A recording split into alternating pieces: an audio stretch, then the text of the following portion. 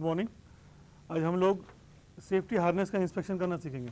ये मेरे सामने मेरे पास एक फॉर्मेट है, आप लोग के पास भी है। आमतौर पे जब आप काम करते हैं कहीं पे भी और उसमें वर्क एट हाइट या इसमें सेफ्टी हार्नेस का, जिसको हम PFS भी कहते हैं, पर्सनल फॉल अरेस्ट सिस्टम, इसका इंस्पेक्शन रूटीन इंस्पेक्शन होता है।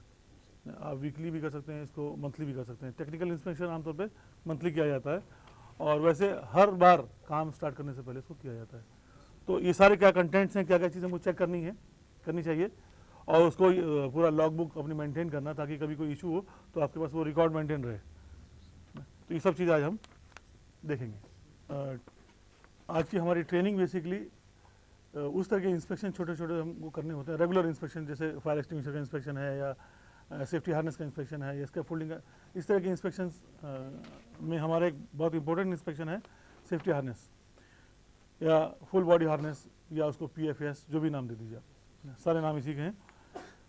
क्योंकि ये लाइफ एंड डेथ का इशू है, इसका अगर सही से इंस्पेक्शन नहीं हुआ, ये टूट गया या कुछ में गड़बड़ है, आपने ठीक से इंस्पेक्शन नहीं किया, इसलिए इसको मतलब बहुत ही ध्यान से इंस्पेक्शन करना होता है। इंस्पेक्शन दो तरह के होते हैं। एक आप टेक्निकल इंस्पेक्शन करते हैं, नॉर्मली वो शेड्यूल मंथली होता है, उसमें जो कॉम्पिटेंट पर्सन होते हैं वो उसका टेक्निकल इंस्पेक्शन करते हैं, हम वही करेंगे आज। इसके अलावा रूटीन इंस्पेक्शन या जब भी काम आप शुरू करते हैं, काम शुरू करने से पहले भी आपको इंस्पेक्शन करना पड़ता है, वो वर्कर्स, उसको विजुअल इंस्पेक्शन कहते हैं।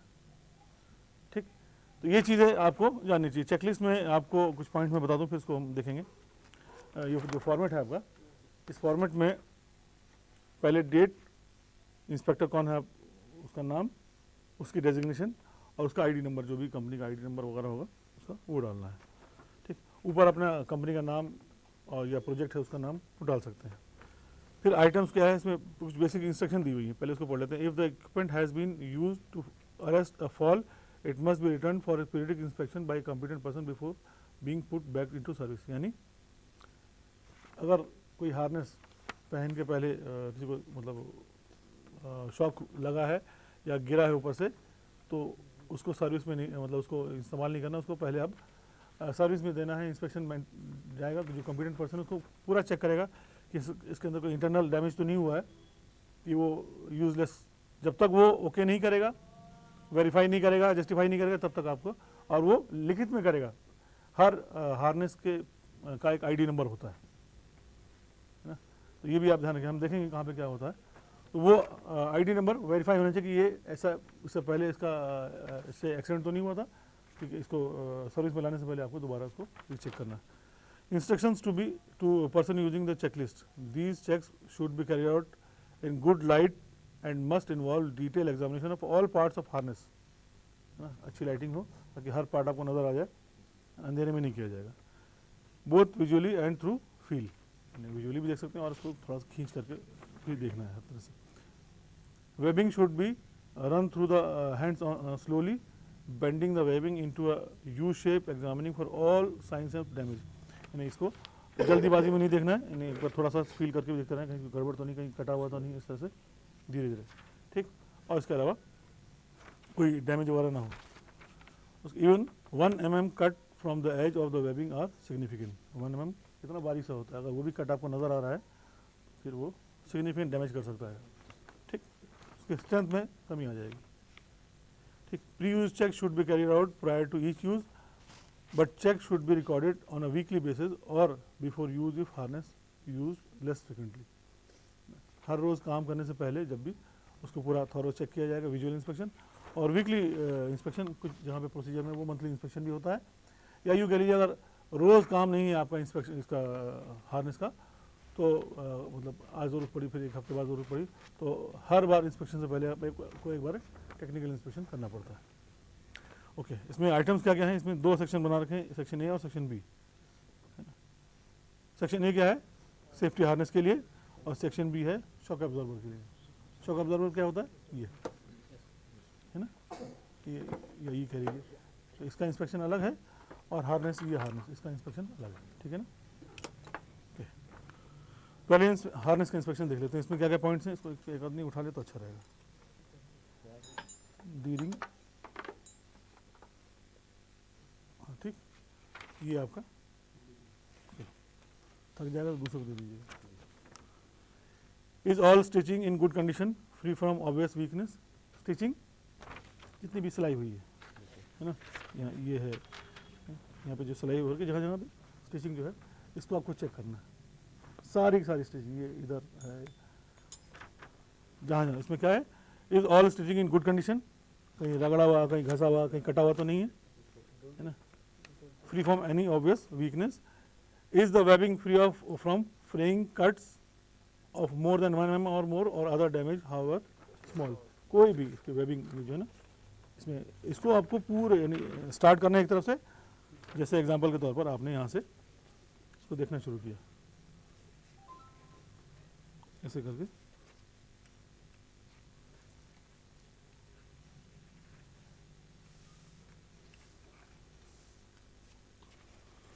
ये हो गया वेबिंग। अब इस पे आ जाइए, कहीं कोई छेद क्यों हो सकता है, कहीं ऐसी जगह रखा आपने जहाँ कीड़े उड़े लगे हों, यहाँ कोई केमिकल पड़ा हो, है ना, ऐसी वेट कंडीशंस में हो, हॉट कंडीशन में हो, कहीं जला हो, कहीं गर्म लग रहा है, या कहीं काम कर रहे तो वहाँ पे कुछ स्पॉट्स गिर गए हों, या कहीं केमिकल गिरा हो, तो वो सब चीज़ें नज़र आने लगती हैं इसमें। ठीक, ओके,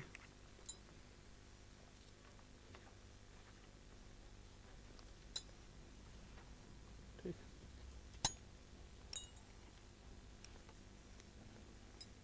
ठीक, ये देख लिया आपने। अच्छा, इन सब चीज़ों से पहले एक चीज़ और ध्यान रखनी है आपको कि हर हार्नेस का एक आईडी नंबर होगा। वो आईडी नंबर आपका इस स्टिकर जो हमें दिया हुआ ना, इसमें आप नेम या आईडी नंबर यहाँ लिख सकते हैं। ठीक, ये हर हार्नेस में होगा, अगर नहीं होगा तो आपको लिखना पड़ेगा। ठीक, ये यहाँ पे डिटेल पूरी दी हुई है ना, मैन्युफैक्चरिंग है, कौन सा स्टैंडर्ड ये फॉलो कर रहे हैं, हर एक चीज़। इस नंबर के अलावा ये नंबर आप कई बार इधर भी लिख देते हैं बैक साइड में, ताकि कोई से छेड़खानी ना करे।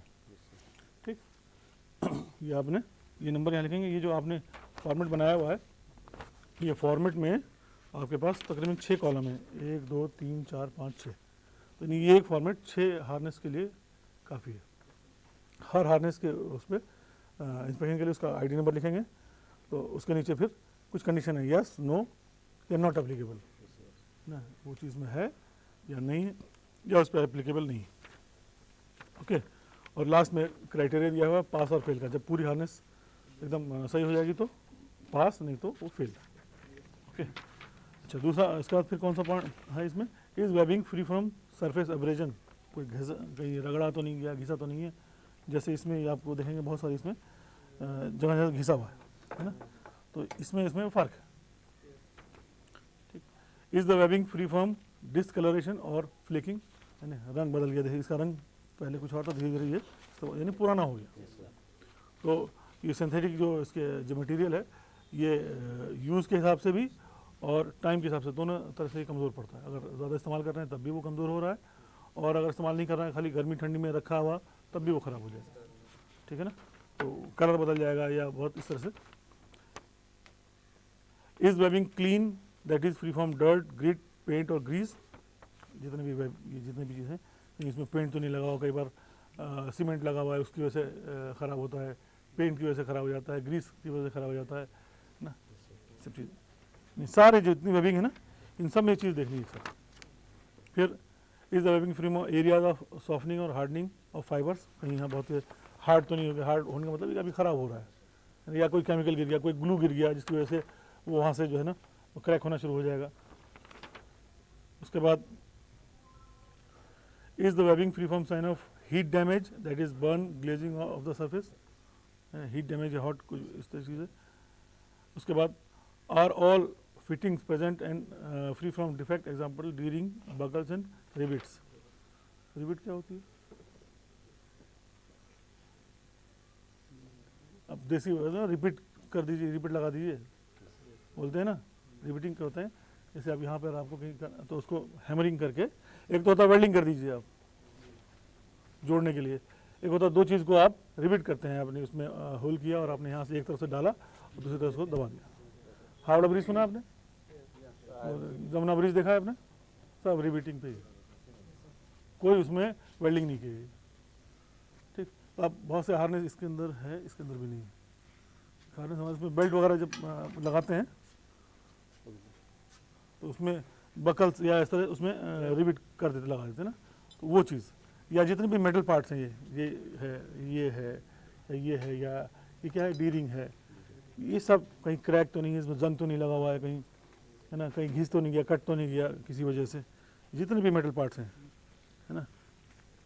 इसका जो लॉकिंग सिस्टम है वो ऐसा तो नहीं कि गुम हो गया हो या गायब हो किसी वजह से। मैं आपको दिखाता हूँ, पकड़ी, इसको पकड़ी जरा, जैसे ये है, इसको आपको ऐसे अंदर करके डालते हैं लॉक करने के लिए ना।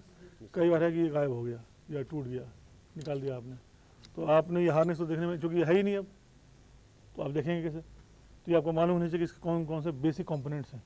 अगर एक दूसरे को लॉक करने के लिए है ये, तो ये लॉकिंग के लिए पूरा मैकेनिज्म होना चाहिए, है ना।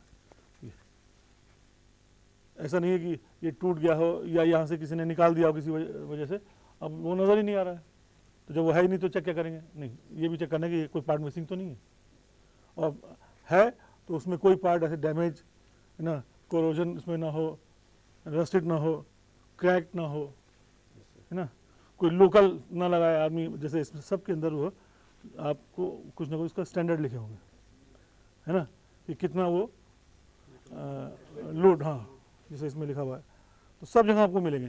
तो आपको ये नहीं मिला आपने लोकल कुछ लगा दिया, ठीक। हर चीज़ से इसकी स्ट्रेंथ में कमी आती है। उसके बाद क्या है, is the harness clearly marked और to show when it is due for re examination by a competent person. ये कैसे पता लगेगा, आपने आज किया, दोबारा एग्जामिनेशन कब ड्यू है।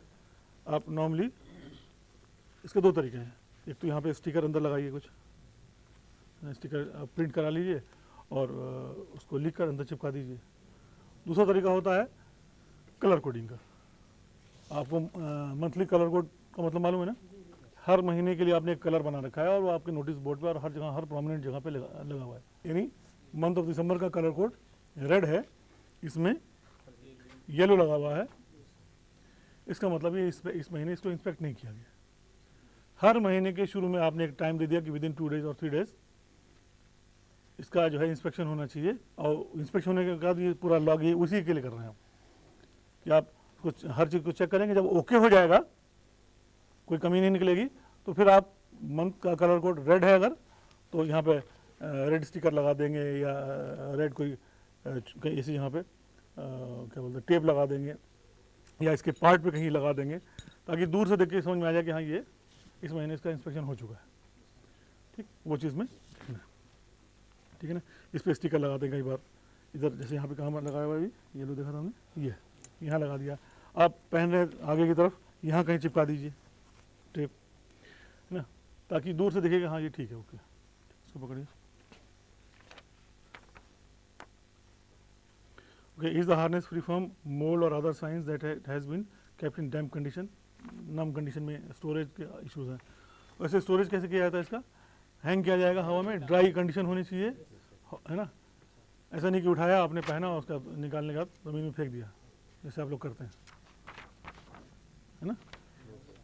वो हमेशा उसको ज़मीन से ऊपर होना चाहिए, ताकि उसके अंदर से नमी इसका इफेक्ट ना पड़े, ठीक। Is the harness free from any alteration, addition और repair unless carried out by manufacturer. आपको लगा यहाँ पे कुछ करना है, यहाँ पे कुछ सिलाई कर दिया, है ना, या कुछ जोड़ना है आप, जैसे ये है, इसमें ये कंडीशन टूटी हुई है, ये क्राइटेरिया बनता है रिजेक्ट करने के लिए। नॉर्मली अब ये इस तरह की चीज़ नहीं आती, अब बकल स्टील का आता है, क्योंकि इसमें जैसे ये चूहे ने खाया हुआ है, या किसी ने काम करते वक्त रगड़ गया, किसी वजह से ग्राइंडर चल रहा था यहाँ लग गया या कहीं और लग गया हल्का सा, तो उसकी वजह से कोई भी वजह हो सकती है, ठीक। इस तरह की चीज़ों को आपको बहुत ध्यान से देखना है। Are the following eligible on the labels, the safety notice, buckle threading damage. ये जो इसका जो मेन स्टिकर है, इसमें बेसिक इंस्ट्रक्शन लिखी हुई है कि नहीं, ये देखना। डेट ऑफ मैन्युफैक्चरर, कब इसको मैन्युफैक्चर किया गया, ये डेट यहाँ पे लिखी हुई। उसके बाद एन आइडेंटिफिकेशन नंबर, इसका आइडेंटिफिकेशन नंबर क्या है, इसका जो नाम मैंने बताया था वो। डिटेल ऑफ EN स्टैंडर्ड्स या EU स्टैंडर्ड्स, EN स्टैंडर्ड्स में लिखा हुआ है, कहाँ लिखा है, कहाँ लिखा है, सी नंबर लिखा हुआ, ये नंबर भी लिखा हुआ है, ठीक। यानी किसी न किसी स्टैंडर्ड को ये फुलफिल करना चाहिए। Restriction on use example safe working load, कितना ये लोड ले सकता है, ये सब भी इसमें लिखा होना चाहिए, ठीक। एक वार्निंग छोटी सी, equipment must be withdrawn from use immediately should any doubt arise about the condition of for safe use, and it should not be used again until confirmed in written by a competent person that it is acceptable to do so। अगर कुछ भी गड़बड़ है और या आपको doubt भी है, तो सब कुछ ठीक दिख रहा है, उसके बावजूद भी कमज़ोरी लग रहा है कि ये अच्छा मतलब स्ट्रेंथ इसकी सही नहीं लग रही, तो आप इसको आउट ऑफ यूज़ करेंगे और इंस्पेक्शन के लिए किसी कम्पिटेंट पर्सन को देंगे वो जस्टिफाई करेगा कि हाँ इसको इस्तेमाल कर सकते हैं, ठीक है। ये आपका सेफ्टी हार्नेस का इंस्पेक्शन है, ठीक। ये क्लियर है? बताइए। हाँ मतलब पढ़ा दिया, ये ठीक है ना, समझ में आ गया ना, ये ठीक नहीं है, इसमें तो बात समझ में आ गई।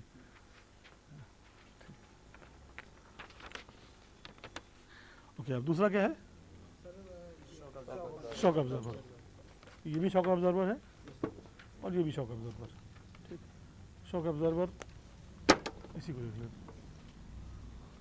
इसकी इंटरनली कैसे डिज़ाइन किया था, तो मैंने बताया था आपको, मालूम है ना, अंदर ये स्ट्रिप्स को आपस में स्टिच किया जाता है, और जब अगर कभी चूँकि ये पॉइंट कॉन्टैक्ट है, ये पॉइंट ऑफ कॉन्टैक्ट है, ये आपके हार्नेस पे लगा रहेगा, और ये सॉरी ये वाला, और एक पॉइंट आपका एंकरिंग, इसमें एंकर रहेगा। तो बाई चांस अभी झटका लगता है तो ये पॉइंट और ये पॉइंट पे इफेक्ट करता है, यही खींचता है, स्टिचिंग वगैरह ख़राब होती है। तो अगर कोई भी आपको ऐसा लगता है कि गड़बड़ है कुछ, तो इसके अंदर देखिए आप ध्यान देंगे, आप यहाँ से ये कटा हुआ है, यस सर, है ना, ये कहीं ना कहीं इसके अंदर डैमेज है, ठीक। इसके अलावा इसकी जो कंडीशन आप देख रहे हैं, कई जगह से घिसा हुआ है, डिकलर्ड है बिल्कुल, ये येलो था और एकदम लाइट येलो हो गया। इसका नंबर यहाँ पे इन्होंने लिखा हुआ है, ये इसका आइडेंटिफिकेशन नंबर है, इसमें इसकी डिटेल लिखी हुई है, ठीक। 22 किलो न्यूटन यानी ऑलमोस्ट 5000 LBS इसकी स्ट्रेंथ है। अब इसमें शॉक ऑब्जर्वर में क्या क्या इंस्पेक्शन करना है ये देखिए आप। बकल्स इसके जितने भी हैं, ये इसको क्या बोलते हैं, इसका नाम क्या है, नहीं एग्जैक्टली कार्बाइनर है ना, कनेक्टर है लेकिन इसका स्पेसिफिक नाम कार्बाइनर है। ये क्या चीज़ है, ये स्नैप होगा, ये डबल लॉक होना चाहिए नहीं, ऐसे नहीं खुलना चाहिए, जब तक इसको दबाएंगे नहीं आप तो ये खुलेगा नहीं। ये डबल लॉक हमेशा होना चाहिए, कोई भी कार्बाइनर हो, है ना, किसी भी तरह का। स्नैप भी बोलते हैं इसको, कार्बाइनर, ये कार्बाइनर कनेक्टर भी बोलते हैं इसको, लेकिन टेक्निकल नाम यही था जो इन्होंने बोला, ठीक।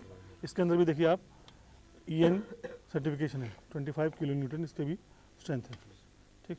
इसमें भी लिखा हुआ है ये बात, ठीक है ना। ये सब जगह कोई भी आप इसको देखेंगे, ये देखिए ज़रा क्लियर होगा, इसमें भी सब लिखा, 23 किलो न्यूटन इसमें भी लिखा हुआ है, ठीक। EN स्टैंडर्ड यहाँ पे लिखा हुआ है, CE मार्क भी है, ठीक। ये भी डबल लॉक। कई बार क्या होता है, बहुत से लोग जो इनको इसकी वैल्यूज़ का अंदाज़ा नहीं होता, तो इसको लॉक कर देते हैं परमानेंटली, तार बांध देते हैं, कुछ और कर देते हैं, या सीमेंट चली गई और वो जाम हो गया और वो मतलब इतना परमानेंट खुला रहेगा, या ज़बरदस्ती बंद करना पड़ता है, तो वो सब चीज़ें नहीं होनी चाहिए, ऑटोमेटिकली होना चाहिए।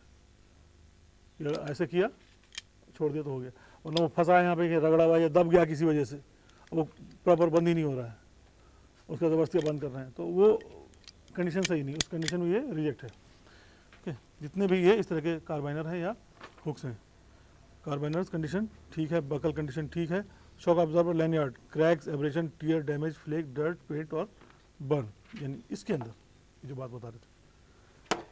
कलर तो बंद क्या है,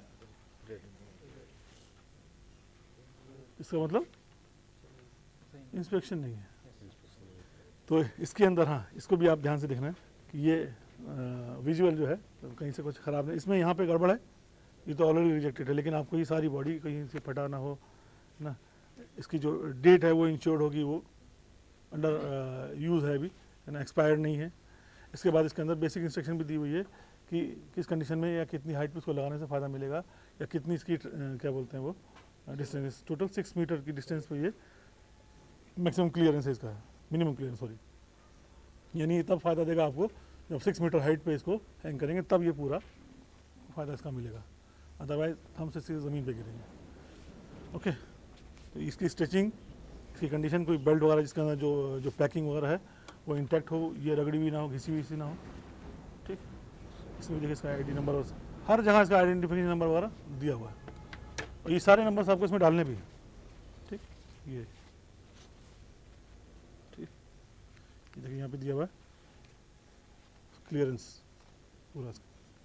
आदमी यहाँ खड़ा है, ओवरहेड इसने उसको कनेक्ट किया, हुक किया हुआ है, और अगर वो गिरेगा तो टोटल डिस्टेंस इसमें 6 मीटर इसमें भी है।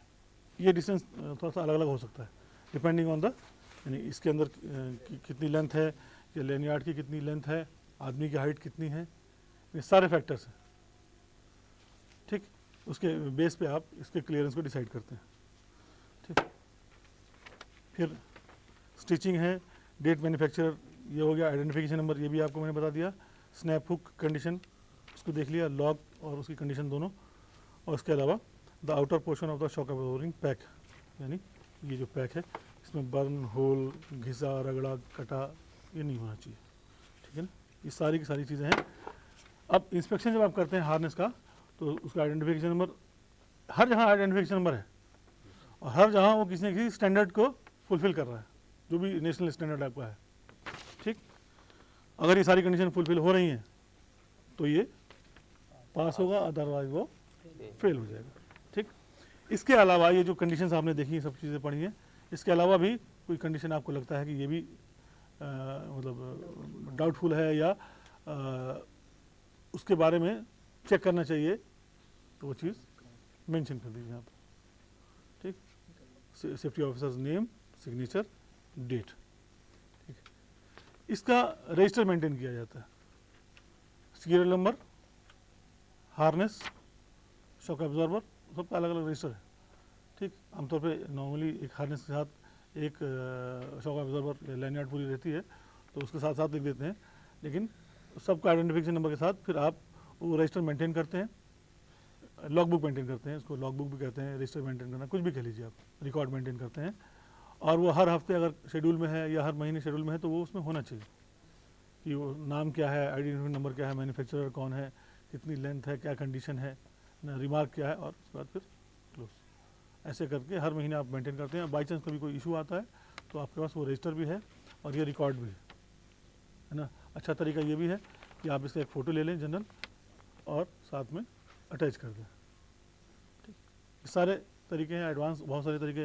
अब आजकल तो चूँकि मीडिया या अपने हर आदमी के मोबाइल है, तो इसका इंस्पेक्शन करने के बाद एक बार वो एक वीडियो भी छोटा सा बनाकर रिकॉर्ड में डाल देता है। हर एक चीज़ के लिए रिकॉर्ड आपको ज़रूरी है, मैंने विदाउट ब्लैक एंड वाइट कोई रिकॉर्ड के आपके पास कोई प्रूफ नहीं है कभी कि अगर कुछ हो जाता है, किसी ने छेड़खानी की है या आपने इंस्पेक्शन किया है कि नहीं किया है, आप ये रिकॉर्ड पेश नहीं कर सकते। अपने आप को इंश्योर करना या दूसरे को भी इंश्योर करना कि हमने जो कुछ भी हमारी जो ड्यूटीज़ हैं, लीगल रिक्वायरमेंट्स हमने पूरी फुलफिल की हुई हैं।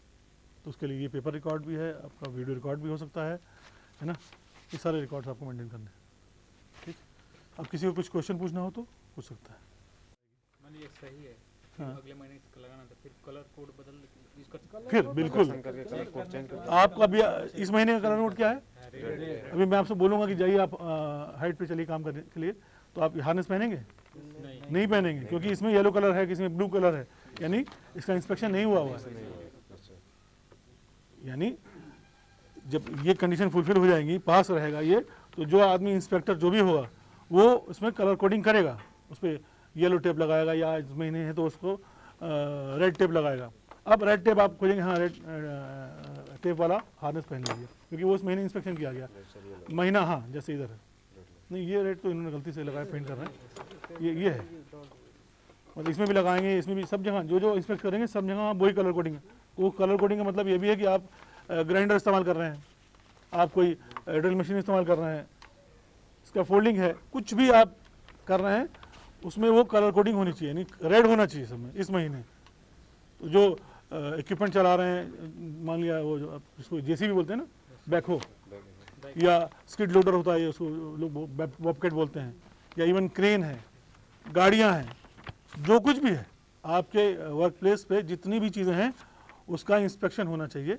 इलेक्ट्रिकल स्विचेज हैं, बहुत सारी इस तरह की चीज़ें हैं, हाँ सबको उसको आप इंस्पेक्ट करते हैं और सबका कंप्यूटर आदमी होगा तो वो सबके पास उसकी उससे जुड़ी हुई चेकलिस्ट होगी, उसका रजिस्टर मेंटेन करता है, वो चेक करता है, वो ओके होता है तो उसमें वो रेट लगा देगा। अब आप जैसे ही साइट पे एंट्री किया आपने देखा ये colour of the month red gate पे लिखा हुआ है। अब आपको मालूम है कि इस महीने अब जहाँ जाएंगे जहाँ पे रेड होगा वही हमको इस्तेमाल करना, वहीं जाना है, वही इस्तेमाल करना है, बाकी जो दूसरी चीज़ें होंगी हमको उसको इस्तेमाल नहीं करना है क्योंकि उसका इंस्पेक्शन नहीं हुआ, वो अनसेफ हो सकती है। स्कैफोल्डिंग पे चढ़ना है तो आपने टैग तो देखा, साथ में आपने देखा कलर कोड भी। आप ग्राइंडर इस्तेमाल कर रहे हैं, वेल्डिंग मशीन इस्तेमाल कर रहे हैं, वट एवर इक्विपमेंट या मशीनरी, उसमें वो विजिबल क्रेन का इंस्पेक्शन हुआ, उसके एंट्री पे ही जहाँ पर भी क्रेन वहाँ बड़ा सा एक ने जगह बना रखी, आपने पेंट कर दिया रेड, पता लग गया कि हाँ ये इसका इंस्पेक्शन हुआ है।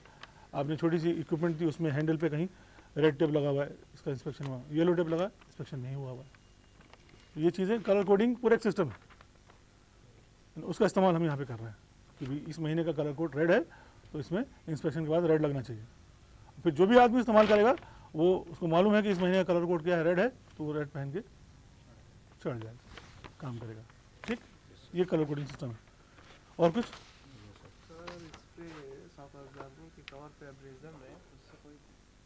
तो मैंने बताया ना आपको, रिजेक्टेड क्राइटेरिया ना कवर हाँ कवर ही की बात कर रहा हूँ मैं। और कवर के बाद अंदर जाए, कवर इसलिए लगाया था कि अंदर डैमेज ना हो ना, लेकिन कवर अगर डैमेज है इसका मतलब वो हाँ ऊपर से दिख रहा है अंदर नहीं गया है तो ठीक है, लेकिन अगर वो पेनिट्रेट कर गया है अंदर तक इसका मतलब फिर वो अंदर डैमेज उसने किया है ना।